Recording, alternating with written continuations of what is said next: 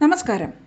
വിവിധ സംസ്ഥാനങ്ങളിൽ നടക്കാനിരിക്കുന്ന നിയമസഭാ തിരഞ്ഞെടുപ്പ്, ഉപതിരഞ്ഞെടുപ്പുകളെക്കുറിച്ച് അവലോകനം ചെയ്യുന്നതിനും മുന്നൊരുക്കങ്ങൾ നടത്തുന്നതിനും സ്വീകരിക്കേണ്ട തന്ത്രങ്ങൾ ചർച്ച ചെയ്യുന്നതിനുമായി AICC പ്രസിഡന്റ് മല്ലികാർജ്ജുൻ ഖർഗെയുടെ അധ്യക്ഷതയിൽ AICC ആസ്ഥാനത്ത് മുഴുവൻ PCC പ്രസിഡന്റ്, AICC സെക്രട്ടറിമാർ, സംഘടനാ ചുമതലയുള്ള നേതാക്കന്മാർ ഉൾപ്പെടെ വിശാലമായ നേതൃയോഗം നടത്തി.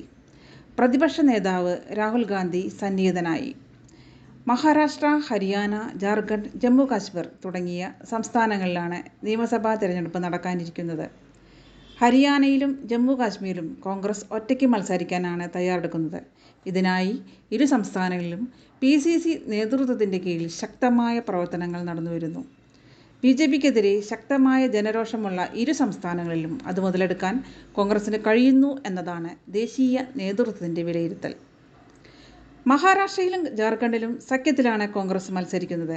ജാർഖണ്ഡ് നിലനിർത്തുകയും മഹാരാഷ്ട്ര തിരിച്ചുപിടിക്കാനുള്ള ശ്രമത്തിലാണ് കോൺഗ്രസിൻ്റെ നേതൃത്വത്തിൽ ഇന്ത്യ സഖ്യം.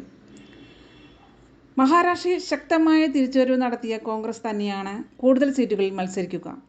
ജാർഖണ്ഡിൽ മുഖ്യമന്ത്രി ഹേമന്ത് സോറനെ കള്ളക്കേസിൽ കുടുക്കിയതിൽ BJPക്കെതിരെ ശക്തമായ ജനവികാരം നിലനിൽക്കുന്നു. ഒപ്പം രാഹുൽ ഗാന്ധി എന്ന ഇന്ത്യയുടെ പ്രതിപക്ഷ നേതാവിൻ്റെ സംസ്ഥാനത്തെ ജനസ്വീകാര്യതയും കൂടെ ലഭിക്കുമ്പോൾ സംസ്ഥാനം നിലനിർത്താൻ ഹേമന്ത് സോറന് കഴിയുമെന്നാണ് സഖ്യത്തിൻ്റെ വിലയിരുത്തൽ. നിലവിൽ ഈ സംസ്ഥാനങ്ങളിൽ ഇന്ത്യ സഖ്യം മികച്ച മുന്നേറ്റം കാഴ്ചവെക്കുമെന്ന് നിരവധി സർവേ ഫലങ്ങൾ പുറത്തുവരുന്നു. ലോക്സഭാ തിരഞ്ഞെടുപ്പിന് ശേഷം രാജ്യത്താകെയുള്ള അനുകൂല തരംഗം പ്രയോജനപ്പെടുത്താനുള്ള തന്ത്രങ്ങൾ മെനയുകയാണ് കോൺഗ്രസ് ദേശീയ നേതൃത്വം.